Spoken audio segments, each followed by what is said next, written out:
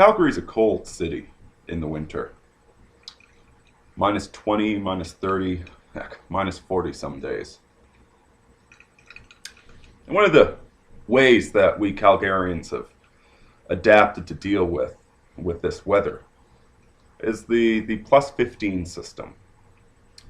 The plus 15s are a bunch of connecting passageways 15 feet above the road that connect basically every office tower in downtown to one another.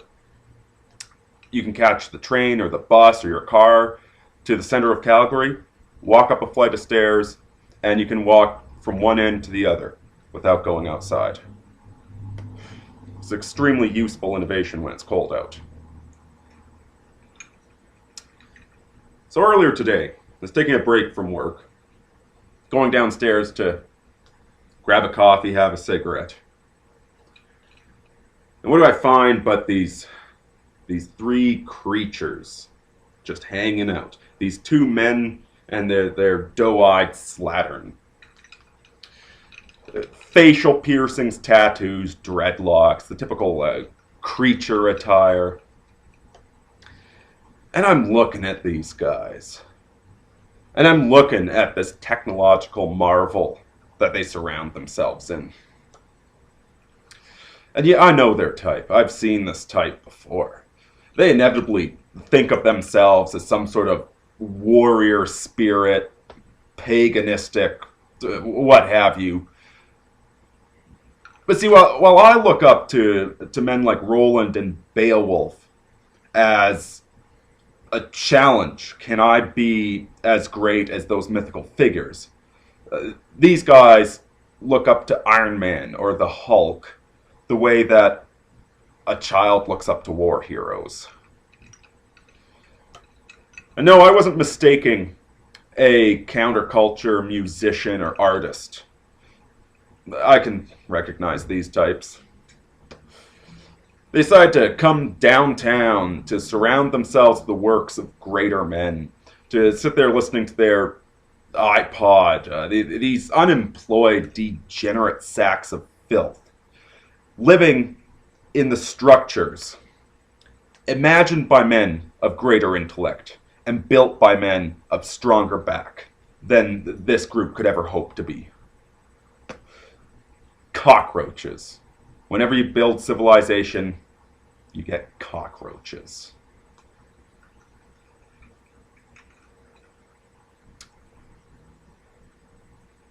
Now, my last video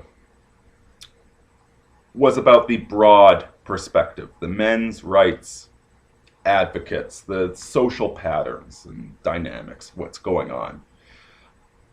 Instead of focusing on the broad patterns, this time I'd like to focus on the individual, about masculine standards of behavior, about how to be a man. And you know, last time there were certainly quite a number of people upset with me for what I posted in that video. Well, before we get to the topic of this one, I'd like to remind you guys of where we are in history right now. We are on the eve of the Greatest Depression. The Great Depression was bad. The bankers screwed the pooch big time with that one. And when you can't come up with 10 years of socialist legislation, things only get worse. It was a bad, bad time. But you still had machine shops. You still had farms. You still had a populace that was trained in the means of production. This time around, we've got the same funny money, but we've exported our productivity base overseas. Our population, our human resources are no longer trained in these skills. The number of tool and die experts, the number of machinists, the number of mechanics, heck, even your average day-to-day person. How many men out there know how to change the oil on their car? We've lost our productive skills this time around. So when this depression hits, rebuilding is not going to be easy. We have a demographic problem here in the West. Our population rate, our rate of children per woman is at 1.6 here in Canada, and it even gets worse in some places in Europe. 2.1 is required for replacement. 2 children, 0.1 for the people that die or are infertile or so forth. We're producing 1.6. And to try and bolster the economy while this happens, we're importing slave labor from other countries to work the dirt jobs that we don't want to work. If you try and say anything about immigration, the liberals call you racist, while the corporations benefit from the cheap labor. We're going extinct.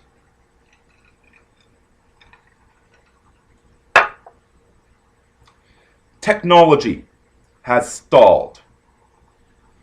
The number of new developments in the technological fields is at an all-time low. It's been going down since 1972 at the very least, if not for the past 150 years. We are stagnating as a society. I know that a lot of people want to argue with me on this, talking about smartphones and Angry Birds and all these wonderful new apps that we're getting. I'm seeing it firsthand. The computers, the operating system, the software is getting worse. There are a few fields where we're still advancing along Moore's law, but there's fewer and fewer by every day. We're making smaller microchips, we're making smaller processors, but we're not inventing AI. Biotechnology, that was going to be the new thing we heard in 1990, has completely stalled. Well, we can read DNA now, and that's about it. And it's not getting any better. We don't love science anymore. We visited the moon once. Now we're done with that. We're done with that space exploration. We're done with bettering ourselves, with learning how the world works. Instead, we just entertain ourselves constantly. Peer review has replaced genius.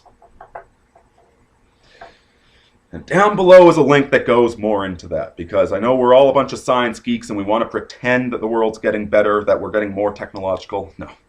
No, we're refining inventions from previous eras. We're not inventing new things. And let's not forget about World War III.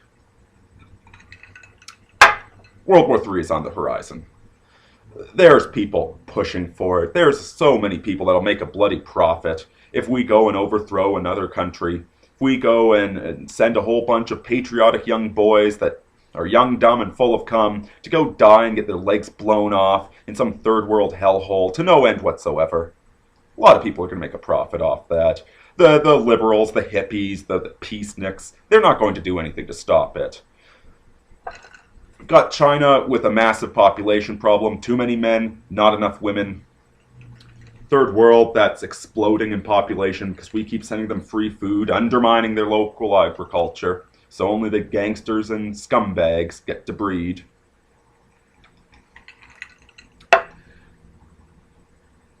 The smart money is on a new dark age.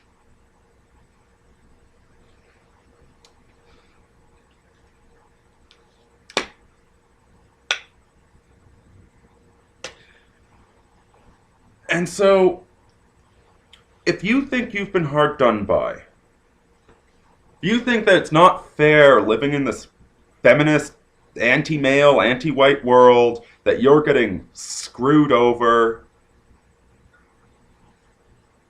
tough fucking shit. I'm a pretty empathetic guy. It's what makes me a good author. In fact, I got teased about that in the army all the time. Aurini, we gotta do something about your soft heart. But I can be empathetic with you and your problems and how you got screwed over by this woman or by divorce court or all the other nonsense that goes on in this world. It's not going to make a lick of difference. In the United States, a woman with 3 children off of different baby daddies,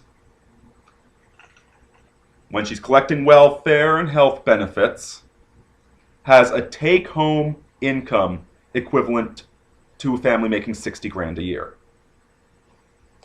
There is no incentive for the poor to better themselves. Why would you make 40 grand a year when you can make the equivalent of 60 grand for sitting on your ass? And if you make 60 grand, how much of a benefit are you going to get from making 120 grand if you have to work twice as hard when it all gets taxed away? And we're not going to vote this situation away. The majority of the population don't pay a net tax.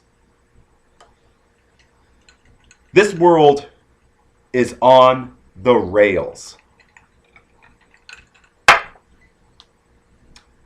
And is crying about our problems going to fix it? Is begging government to be a little bit more just, to please turn us into a special interest group, treat us the same way that you treat every other officially categorized minority victim? Is begging and whining and complaining going to fix this world? Or is it tough sons of bitches that are going to fix this world? Because that's what I intend to talk about in this video, is tough sons of bitches. Yes, it sucks. Yes, we've been handed the short end of the stick. But if we don't fix this, nobody's going to fix it. So it's time to man up. Back in the Army, there were 2 sayings that really stuck with me, that I've often pondered over the years, and the older I get, the more meaning I find in them. The first one, the motto of the Land Force Central Area Training Center Meaford Base, is never pass a fault. Never pass a fault. You see something that's screwed up, you see something that's not being done right, you see something that's broken. Fix it. It's such a basic, elegant concept, and yet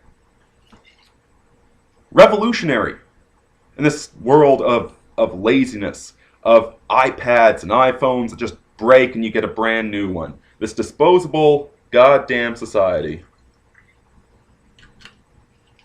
You see a fault, you fix it. This isn't just for being a soldier. This is an attitude of living your life.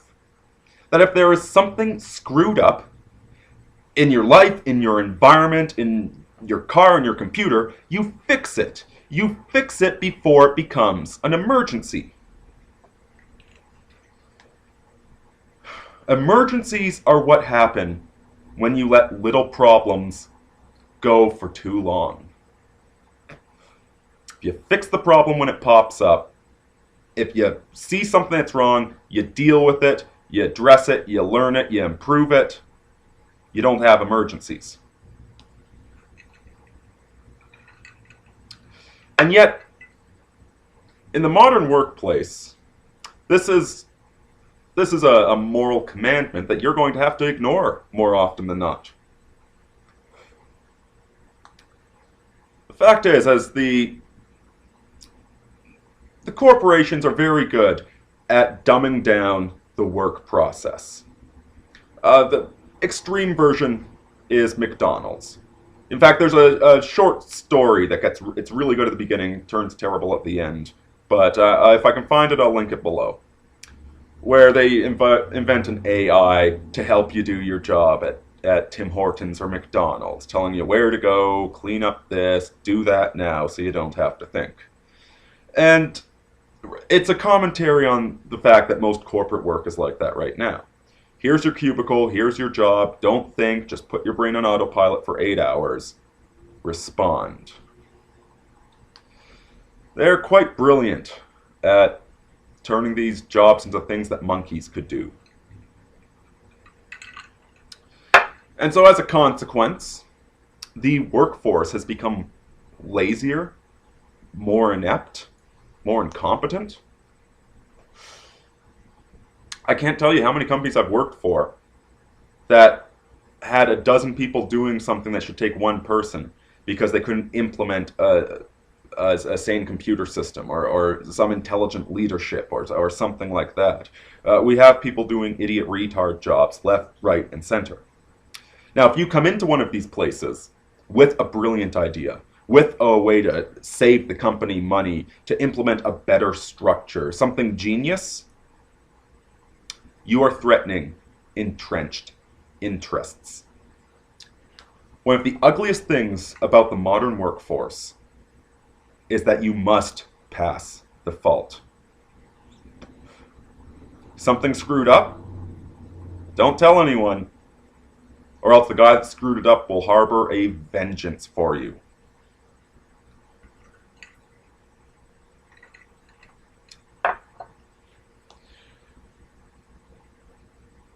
Now the second moral precept, commandment that stuck with me is one that's completely internal. It's not affected by the actions of others. Never pass a fault, not in this world. We must apply that to our personal lives. Something screwed up, fix it. You're not the man you want to be, fix it. But if you try and do that in the real world, you will get fired. You will get sued. You will get claims of sexual harassment put against you. Second one is completely internal.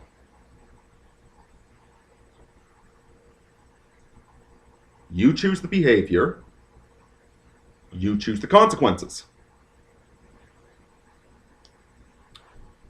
You go drunk driving, and you get caught drunk driving, and you get completely screwed over by a system run by Mothers Against Drunk Driving, who, thanks to them, drunk driving deaths have been on an increase for 10 years because they're a prohibitionist organization. They're not interested in sane laws. They're not reasonable.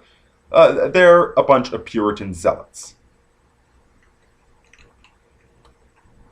But you chose the behavior. You choose the consequences.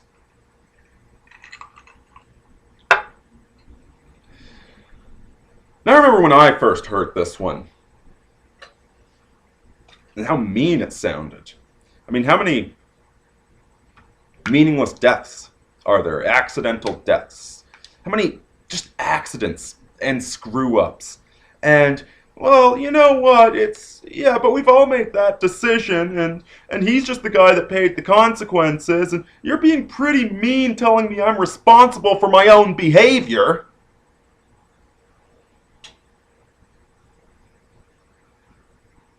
It's a testament to how far we've fallen. That saying, you choose the behavior, you choose the consequences, becomes victim blaming.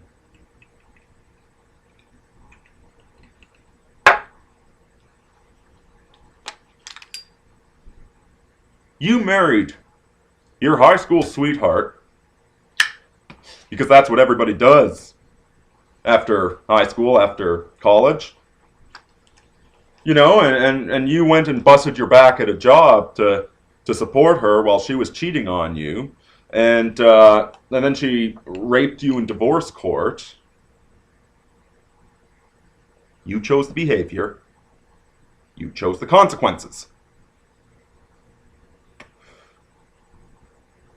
Well, you want sympathy? You want empathy for that? You want a shoulder to cry on? Because you can cry the rest of your life, and there's plenty of narcissists that would enjoy a good little codependent like you. It's not going to fix the problem.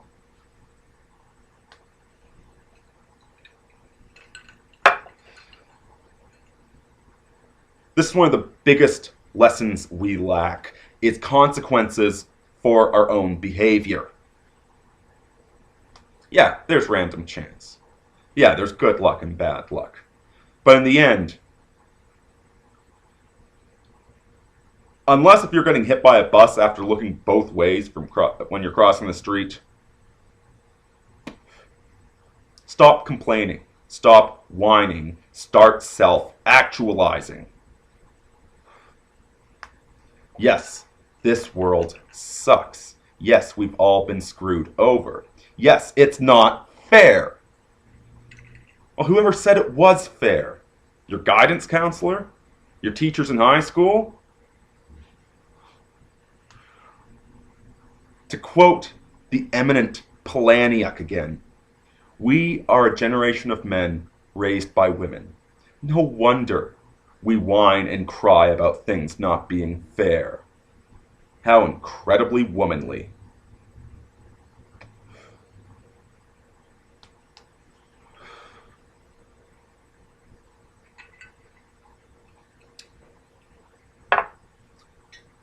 You choose the behavior, you choose the consequences. It's that goddamn simple.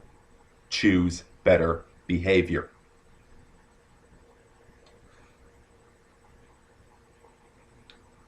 So what about manning up in this feminist world?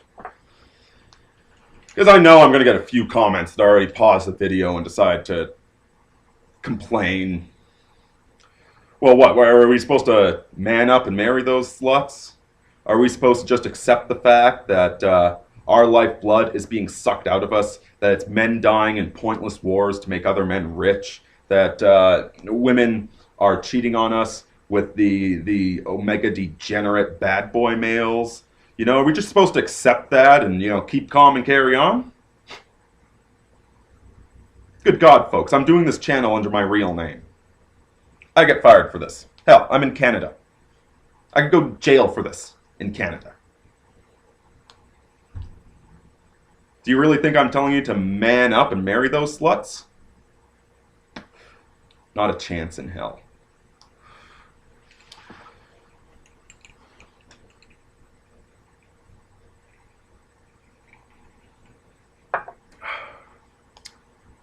We are living on the eve of one of the darkest times that will ever hit this species. White race is fast trying to commit suicide. Technology is stagnating. The economy is in the dumps. People are ignorant, voting for bread and circuses. I'm sorry, but we don't have time to feel pity for ourselves. We do need to man up. We need to become harder, and we need to be ready to deal with what's coming. No mummy government is going to save you. No daddy Nazi party is going to come guide you to the truth. You know, just sign on the dotted line, stop thinking for yourself. Just join our team, everything will be okay. It's probably the Jews' fault. We'll blame them. No. That's not going to be the bloody solution. Not more of the same. Not doubling down when we're this deep in the hole. The solution is for all of us, you, me, everybody, to start thinking for themselves, to start manning up, to start becoming hard, to becoming responsible for what we do. This is bigger than you. It's bigger than me. This is the future of the human race we're talking about here.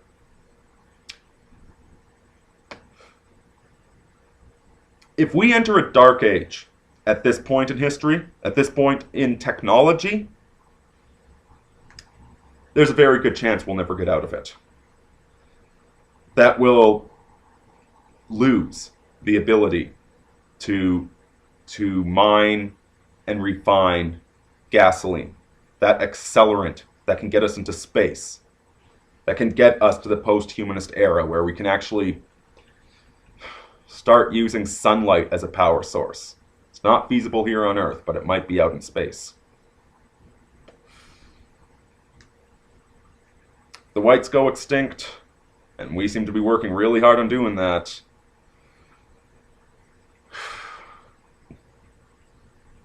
Europeans and Jews, have been 99% of Nobel Prize winners. And looking at Japan right now, I don't think they're going to be taking up the slack. Whining and crying about how hardly we've been mistreated, about how badly we've been screwed over, is not going to move us forward. It'll be nothing but holding hands and singing Kumbaya as the sun sets on the human race. So you tell me, am I just being mean? Are you feeling butthurt over the fact that I'm challenging you to be a better man than you presently are? I'm challenging myself. I'm certainly far from perfect.